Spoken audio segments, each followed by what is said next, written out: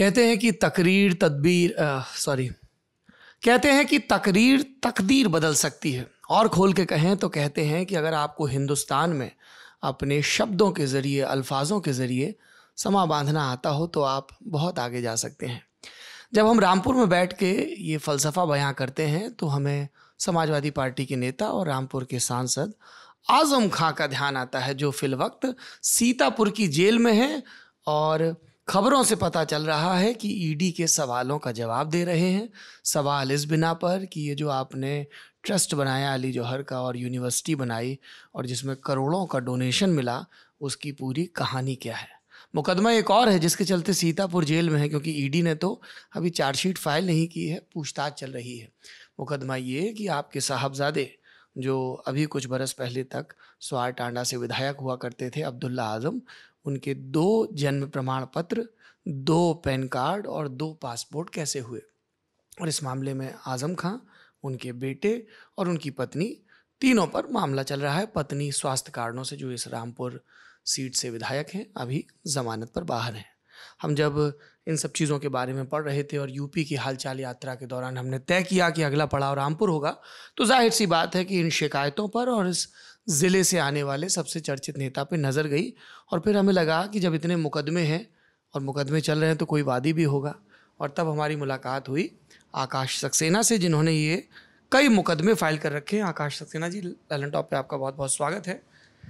एक बड़ी लंबी पॉलिटिकल हिस्ट्री बताई जाती है रामपुर की। साहब जुल्फ़िकार साहब हुए, उनके वालिद हुए नवाब रामपुर के किस्से। व्यक्तिगत तौर पे थोड़ा बहुत मुझे पढ़ने में दिलचस्पी है, तो मेरे लिए रज़ा लाइब्रेरी जो है उसमें बड़ी दिलचस्पी थी। हमारे प्रधानमंत्री भी जब जाते हैं तो वो जो हज़रत अली की लिखी हुई हाथ से कुरान शरीफ है, उसकी प्रतिकृतियाँ ले जाते हैं।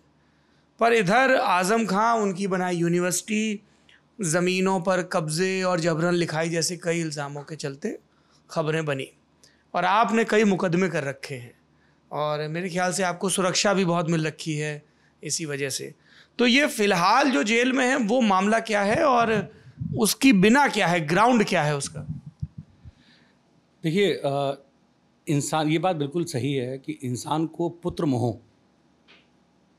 जो होता है वो इंसान को कहाँ से कहाँ ले जाता है। उसका एक बहुत बड़ा जो उदाहरण वो आप हमारे रामपुर में देख सकते हैं। आज़म ने, ये बात सत्य है कि रामपुर जनपद में आज़म खां की अपनी सरकार चलती थी। मुलायम सिंह यादव जी और अखिलेश जी के समय में उन दोनों ने स्वयं कह रखा था कि भाई रामपुर जो है वो हमारे उत्तर प्रदेश की सीमा में नहीं आता है। इसका सीधा सीधा मतलब ये था कि रामपुर में कुछ भी होगा उसके ज़िम्मेदार ना सरकार रहेगी ना हम रहेंगे। कई ऐसे उदाहरण हैं जिस तरीके से आज़म के जो अत्याचार थे वो यहाँ के इंडस्ट्रिस्टों पर हुए, उसके अत्याचार यहाँ के दलितों पर हुए, यहाँ के मुसलमानों पर हुए। किस तरह के? क्योंकि जब सपा वालों से पूछा जाता है, अखिलेश यादव से और बाकी लोगों से, तो कहते हैं कि सब मुकदमे राजनीति से और विद्वेष से प्रेरित हैं। सबसे पहले मैं तो ये कहूँगा कि सपा का कोई भी बड़े से बड़ा नेता एक बार मेरे साथ डिबेट में बैठे और वो मेरे सवालों का सिर्फ अगर वो जवाब देते, वो, क्योंकि हमारे यहाँ जितने भी रामपुर में जो मुकदमे दर्ज हैं, एक सिंगल मुकदमा राजनीतिक मुकदमा नहीं है। सारे मुकदमे पेपर एविडेंस के आधार पर हैं। क्या आज़म खां ने अपने बेटे के 2 जन्म प्रमाण पत्र नहीं बनवाए? उसका वो जवाब दे दें। क्या आज़म खां ने अपने बेटे के 2 पैन कार्ड नहीं बनवाए? क्या आज़म खां ने अपने बेटे के 2 पासपोर्ट नहीं बनवाए? इन सबके साक्ष्य मौजूद हैं? सबके साक्ष्य मेरे पास हैं। और सबसे बड़ी, बिल्कुल मैं दिखा सकता हूं। उसके बाद भी मैं आपको एक और बात बताना चाहता हूं। आज उच्च न्यायालय ने जो विधायकी शून्य की है अब्दुल्ला आज़म की, विधायकी शून्य होना कोई बहुत छोटी बात नहीं होती। अगर आप इतिहास निकाल के देखेंगे तो अब तक पूरे हिंदुस्तान में शायद 10-12 लोग ऐसे होंगे जिनकी कोर्ट के द्वारा विधायकी छीनी जाती है। ये बात अलग है कि केस को लड़ते लड़ते 10 साल हो जाते हैं, लेकिन हमारा यहाँ उत्तर प्रदेश में जो आदरणीय उच्च न्यायालय कैसे पूरा केस हमारा 3.5 साल में ये पूरा मामला निपटा, क्योंकि ये पेपर एविडेंस के आधार पर था। उन्होंने जो ये जितने डॉक्यूमेंट्स थे उसको बिल्कुल, उस पर जो फर्जी जो चीज़ें की गई थी उसको सही माना और उसमें उन्होंने उनकी विधायकी को शून्य किया। फिर वो सुप्रीम कोर्ट भी गए थे। उसके बाद वो सुप्रीम कोर्ट गए, अपनी वहाँ पर रिट डाली। अभी 10 दिन पहले उनकी उस रिट को भी खारिज कर दिया गया। कहने का मतलब ये कि अब सुप्रीम कोर्ट भी कह चुका है कि हाई कोर्ट ने जो किया वो बिल्कुल सही है, और हाई कोर्ट अपने निर्णय में साफ कह चुका है कि इन्होंने अपना जन्म में जो जन्म तिथि है उसमें फर्जी चीज़ें थी जिसकी वजह से विधायक बने, उस चीज़ को छीना। ये सक्सेना साहब जिस प्रकरण का जिक्र कर रहे हैं, जो दर्शक थोड़े से कम वाकिफ़ हैं, वैसे तो आप सब लोग बहुत सुधी हैं, रामपुर से आज़म खां चुनाव जीतते थे। 2017 में उन्होंने बगल की एक स्वार टांडा सीट है, रामपुर ज़िले में ही लगती है, वहाँ से अपने बेटे अब्दुल्ला आज़म को सपा से चुनाव लड़वाया और ख़ुद लड़े रामपुर से, और उनकी पत्नी तंजीन तब राज्यसभा सांसद हुआ करती थी। तो स्वार टांडा से अब्दुल्ला जीत गए, लेकिन तभी ये शिकायत हुई कि चुनाव लड़ते वक्त वो 25 साल के नहीं थे। उनकी 2 जन्म तिथियों का मामला आया कि साहब एक 1990 की है, असल की 1993 की है, ये दावा आया, और चुनाव लड़ने के लिए वो 25 की हो जाए इसलिए एक 1990 की बना दी गई। यही मामला है। बिल्कुल। और इसी में गई है विधायकी। तो कुछ डॉक्यूमेंट आप, अगर आपने शिकायत की, कुछ सबमिट भी किया होगा। ये जो जन्म प्रमाण पत्र है ये इनका रामपुर का है, जो रामपुर नगर पालिका के द्वारा बनाया गया था, जिसपे जन्म तिथि 1/1/1993 थी। ये जो जन्म प्रमाण पत्र होता है जो नगर पालिका से जो बनता है, इसका आधार ये होता है कि पिता और माता दोनों मिलकर शपथ पत्र देते हैं, उस शपथ पत्र के आधार पर ये जारी किया जाता है। इन्होंने इसको अपना यहाँ जारी करवाया और इससे अपना पासपोर्ट बनवाया। चुनाव लड़ने के लिए चूँकि उम्र जो थी वो कम हो रही थी, उसके बाद इन्होंने अपना लखनऊ से ये दूसरा जन्म प्रमाण पत्र बनवाया, जिसमें ये कब बना? ये 2015 में बनवाया। ये भी डुप्लीकेट कॉपी इशू की गई और शपथ पत्र इसमें भी लगाया गया, पहले दोनों के द्वारा, आजम खान एंड तंजीन फातिमा। जो रामपुर से बना उसमें दोनों के शपथ पत्र लगे हुए थे, जिसमें ये कहा गया कि हमारा बेटा रामपुर पैदा हुआ है और उसकी जन्मतिथि ये है। अब्दुल्ला आजम खान ने इस जन्म प्रमाण पत्र के आधार पर अपनी एमटेक की पढ़ाई पूरी की।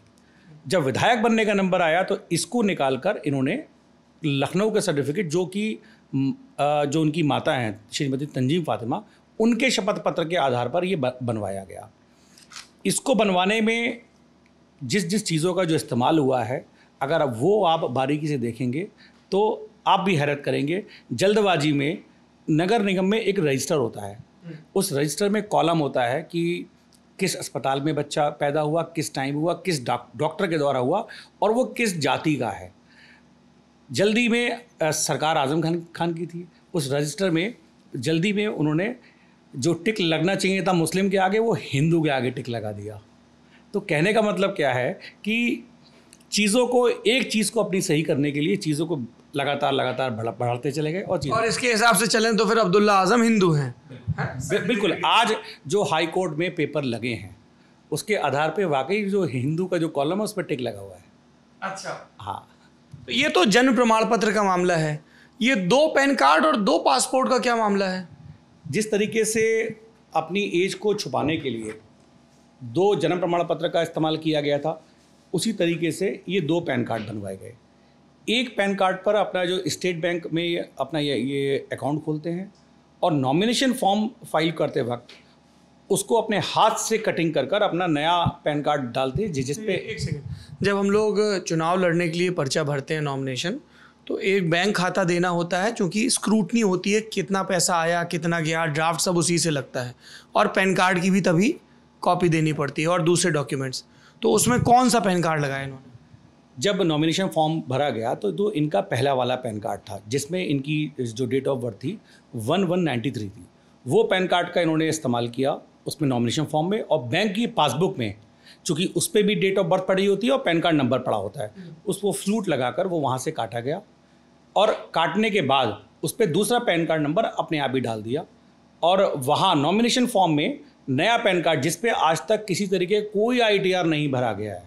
आप ये कह रहे हैं कि 1993 वाले पैन कार्ड पे ITR भरे गए हैं? सारे आई कार्ड, सारे जो ITR हैं वो अब्दुल्ला आजम के पुराने वाले पैन कार्ड पे भरे गए हैं, क्योंकि चूँकि ये जौहर ट्रस्ट के CEO हैं और जौहर ट्रस्ट में पूरा इनका इन्वॉल्वमेंट है, तो वहाँ जितनी इनकी संपत्ति थी वो उस पैन कार्ड पे चढ़ी हुई है, जबकि जो जिस पैन कार्ड का इस्तेमाल नॉमिनेशन फॉर्म में जिक्र जिसका किया हुआ है, वो उस पैन कार्ड से आज तक कोई ITR फाइल नहीं किया गया। ये इनकम टैक्स ऑफिसर ने खुद लिख कर दिया है।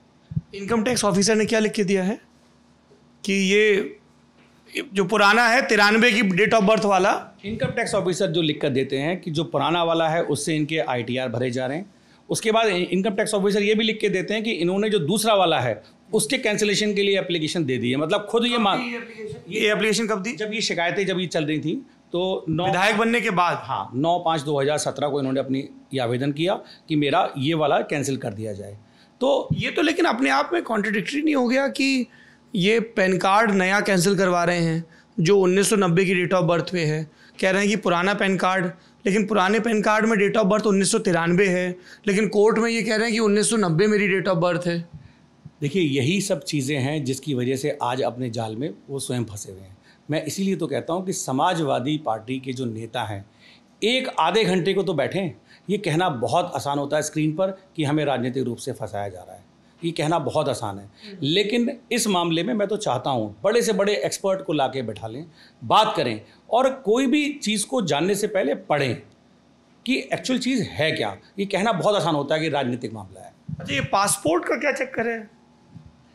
आज़म ने, जब अब्दुल्ला आज़म नाबालिग था, नाबालिग जब बच्चा होता है तो उसका पासपोर्ट उसके माता पिता के आधार, उसके एफिडेविट्स के आधार पर बनाया जाता है। अब्दुल्ला आज़म ने जब अपना पासपोर्ट बनवाया तो उनके माता पिता वहाँ भी एक एफिडेविट लगाते हैं कि हमारा बेटा ऐसे ऐसे बेटा है और इसका जन्म रामपुर में हुआ है। 2006 में इनका पासपोर्ट बनता है जो कि 2012 तक वैलिड होता है, क्योंकि बच्चों के पासपोर्ट शायद 6 साल के लिए वैलिड होते हैं। 2012 में जब अब्दुल्ला आज़म बालिग होता है तो उसी पासपोर्ट को कंटिन्यू करता है कि वो ये कहता है कि मेरा ये सब कुछ ठीक है। 2022 तक वैलिड था वो, 2012 वाला 2022 तक वैलिड। ये वो वाला पासपोर्ट कॉपी है? हाँ, ये उस पासपोर्ट की कॉपी है। उसके बाद 2017 में जब यहाँ शिव साई अवस्थी जी जिलाधिकारी थे, तब मैंने उनको एक शिकायत की थी अक्टूबर 2017 में। उन्होंने उस शिकायत पे जांच के आदेश दिए पासपोर्ट ऑफिस में। 2017 की जब ये जांच हुई तो 2018 जनवरी में अब्दुल्ला आज़म पासपोर्ट ऑफिस जाते हैं और अपने पुराने डॉक्यूमेंट्स को ठीक करने के लिए उसमें खुद एक एप्लीकेशन देते हैं कि मेरा जो बर्थ सर्टिफिकेट जो रामपुर वाला है वो गलती से लग गया है, मेरा वो निकाल लिया जाए और मेरा ये नया लगा दिया जाए। गलती से बर्थ सर्टिफिकेट कैसे लग जाता है? ये उसका जवाब वही दें, क्योंकि स्वयं उन्होंने एप्लीकेशन में लिखा है उसमें, और पासपोर्ट अधिकारी उस पर इन पे 5,000 रुपये का इन पे जो पेनल्टी होती है वो उसको डालते हैं और उसको एक्सेप्ट करके नया पासपोर्ट उसमें बना के उनको दे देते हैं। तो कहने का मतलब ये कि जब उनका नया पासपोर्ट बनता है उसमें नई डेट ऑफ बर्थ आ जाती है 1990 की। एग्जैक्टली उस नए पासपोर्ट में जो डेट ऑफ जो बर्थ पड़ी है आज का जो है वो 1990 है। फिर मेरी शिकायत के बाद उसी पासपोर्ट अधिकारी के द्वारा उसी नए बनाए हुए पासपोर्ट को निरस्त किया जाता है। मतलब एक अधिकारी 5,000 रुपये दंड डाल रहा है कि पासपोर्ट में गलती हो गई है, उसको ठीक कर दिया, वही अधिकारी 6 महीने के बाद उस पासपोर्ट को गलत मान रहा है। उसी पद पर बैठा व्यक्ति या सेम व्यक्ति? सेम व्यक्ति। क्या नाम है भाई इनका? नसीम अहमद साहब हैं और बरेली में ही है। तो ये तो अपने आप में बहुत बड़ा उदाहरण है कि कैसे पासपोर्ट बन गया और कैसे फिर वो कैंसिल हो गया। पासपोर्ट कैंसिल होना कोई छोटी मोटी बात नहीं होती है, बहुत जांच के आधार पे ही वो बनाया जाता है, जांच के आधार पे ही उसको कैंसिल किया। मेरे ख्याल से पासपोर्ट वो सरकारी डॉक्यूमेंट है जिसमें सबसे ज़्यादा स्क्रूटनी होती है। देखिए, किसी भी भारतीय को अपनी पहचान साबित करने के लिए पासपोर्ट एक बहुत इंपॉर्टेंट डॉक्यूमेंट्स है। इसके साथ कभी खेल नहीं किया जा सकता। यहाँ तो पूरा पासपोर्ट में डेट ऑफ बर्थ और डेट ऑफ प्लेस वगैरह सभी नाम ही पूरा बदल दिया गया। तो आपका ये कहना है और कोर्ट का भी मानना है, जो कि हाई कोर्ट से सजा है, हाई कोर्ट से कैंसिल हुई है विधायकी, कि एक विधायकी के चक्कर में पहले डेट ऑफ बर्थ, फिर पैन, फिर पासपोर्ट, सब एकदम जैसे वो थ्रिलर फिल्में नहीं होती है कि पूरा पीछे तक मिटाते हैं जाके। देखिए, पुत्र मोह जो ना कराए वो थोड़ा है। मैंने पहले ही आपसे कहा था, ये सब पुत्र मोह की वजह से जो चीज़ें आगे एक के बाद गलती चली गई वो होती गई। आज़म की जो ज़िंदगी में ये भी जो फिल्म है वो 2 पार्टों में, एक पार्ट तो ये बेटे वाला पार्ट हो गया और दूसरा पार्ट आज़म का स्वयं का पार्ट, जिसमें आज़म ने, जो मैंने जिक्र किया था, गरीबों की, दलितों की, रामपुर के जो बहुत छोटे जो मुस्लिम्स हैं उनकी ज़मीनों को जिस तरीके से हथियाया है। आज भी मैं अगर बात करूं तो कुछ परिवार ऐसे हैं जिनके सीधे हाथ के अंगूठे आज भी टूटे हुए हैं। उसकी वजह यह है कि जिसने रजिस्ट्री करने से मना किया उसके अंगूठे तोड़ दिए गए। यहाँ वो अत्याचार हुआ है क्योंकि ऊपर तो किसी को मतलब था नहीं, ऊपर तो ये कह रखा था कि रामपुर केंद्र शासित ज़िला है, तो यहाँ आदमी मरे जिए किसी को कोई फ़र्क नहीं पड़ता। समाजवादी पार्टी की जब सरकार थी, मेरी ये लड़ाई आज़म खान के विरुद्ध तब से चल रही है। मैंने स्वयं जब यहाँ पर जो इंडस्ट्रीज़ के लोग हैं उनके जब घर खाली कराने के जो ऑर्डर दिए थे, मुलायम सिंह यादव जी का यहाँ जन्मदिन मनाया जा रहा था, तो उस जन्मदिन में सबको काम सौंपे गए थे कि ये इंडस्ट्री वाला ये काम करेगा, ये इंडस्ट्री वाला ये करेगा, अगर ये ऐसे नहीं करेगा तो इसका अंजाम बहुत बुरा होगा। जो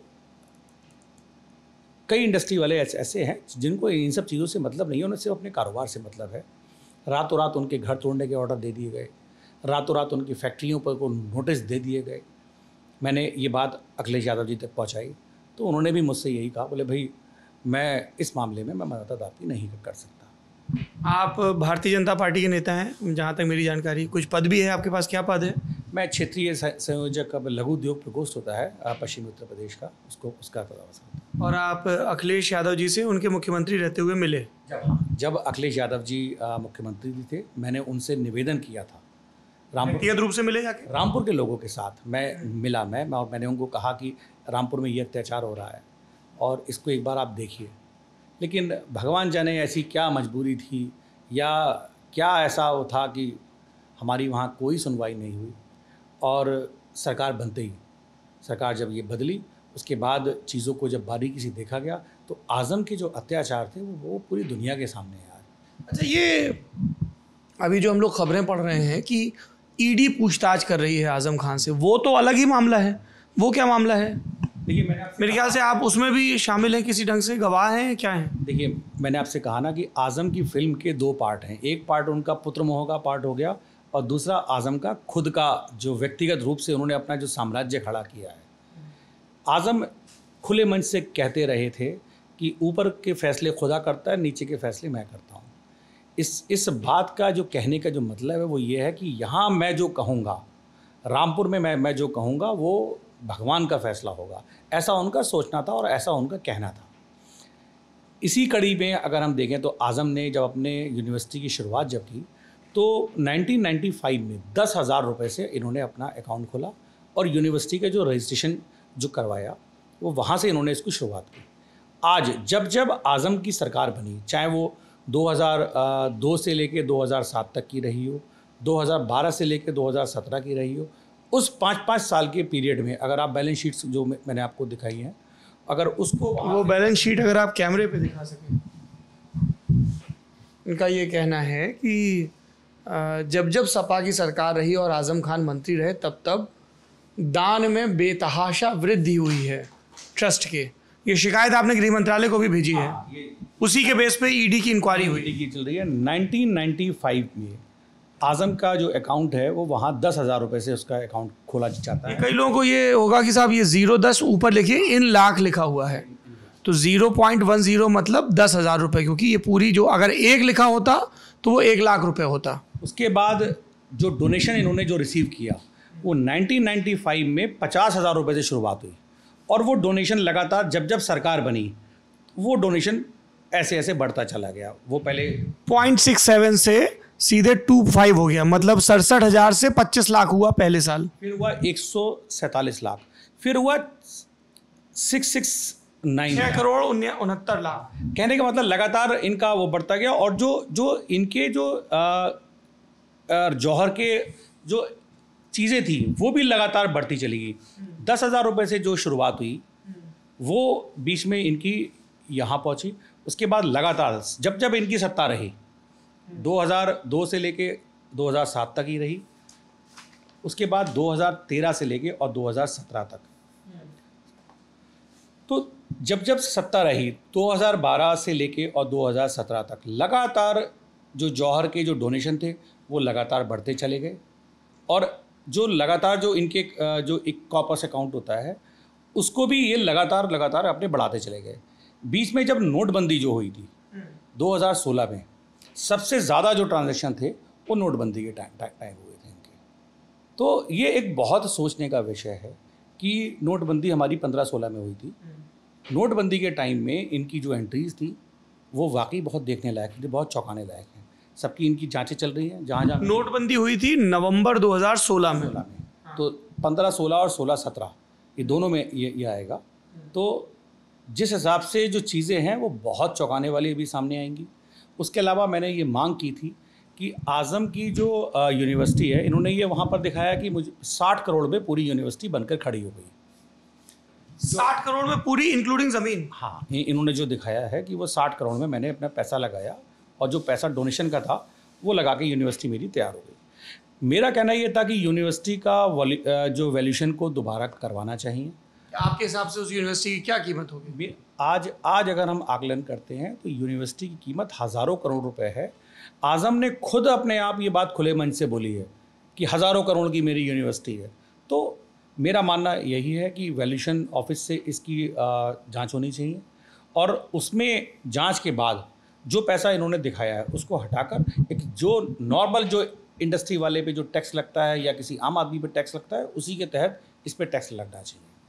नहीं तो ये बताइए, जैसे 2017 से योगी आदित्यनाथ की सरकार है, जैसे ये सारी जांच चल रही है, अगर आप कह रहे हैं कि इतनी गड़बड़ियां हुई हैं तो राज्य सरकार ने इस पे क्या कार्रवाई की?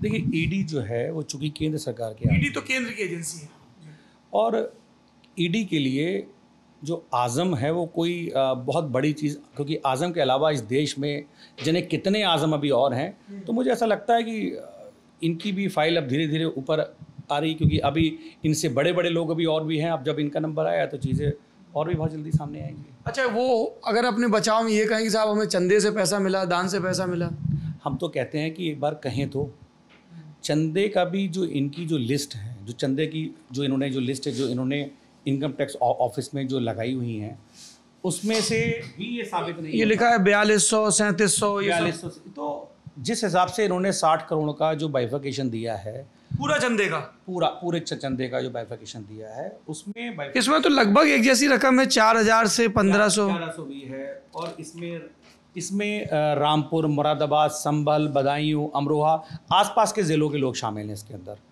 तो ये तो सब गहनता से पूरी सबकी जांच इसकी होनी चाहिए। मैं तो ये भी दावा करता हूँ कि इसमें आधे से ज़्यादा तो लोग होंगे ही नहीं।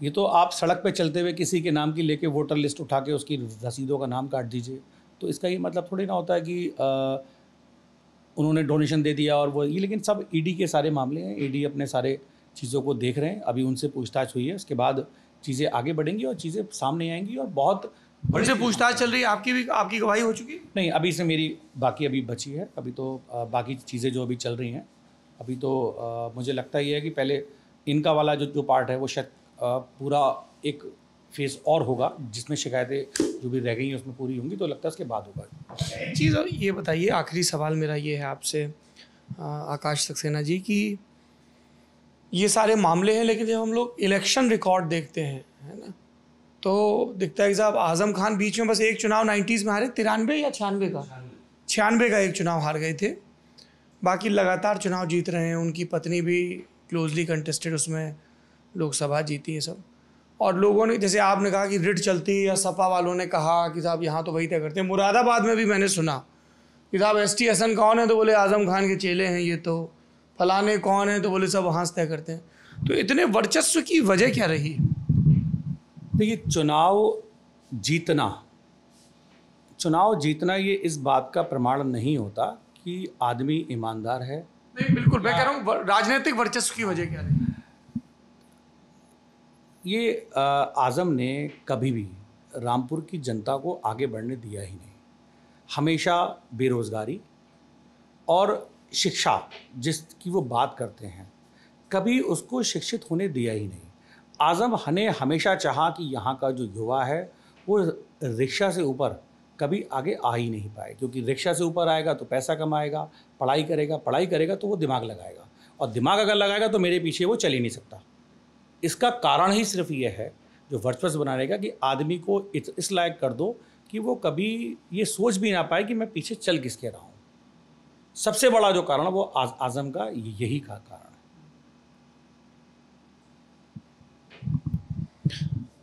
आपने, चूँकि आकाश सक्सेना ने कई मुकदमों में ये वादी हैं, अगर लीगल लैंग्वेज में कहें तो हमें लगा कि इनके हिस्से के जो पक्ष हैं, प्रमाण हैं, वो सामने रखे जाएं।